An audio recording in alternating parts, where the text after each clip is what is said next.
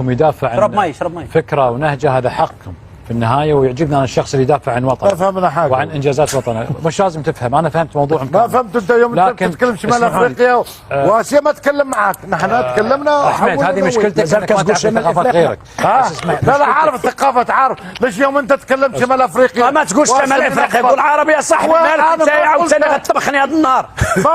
قول عرب مش شمال أفريقيا، خلي شمال أفريقيا. عرب أخي، وهذا في شمال افريقيا، هذا عرب يلا جزر القمر في شمال افريقيا. انت ما عرفتش الخارطه. عادل كلمه هذا احنا ما نتقبلها. ايوه هو ما عرفتنا حتى احنا ما نتقبلوش. انت تقول هذا احنا كلمه هذا ما نتقبلها. هذا السيد، بس اسمع، هذا السيد من يعرف قول السيد في شمال افريقيا سبق وان قال هذا علي، ما زعلت. شكون؟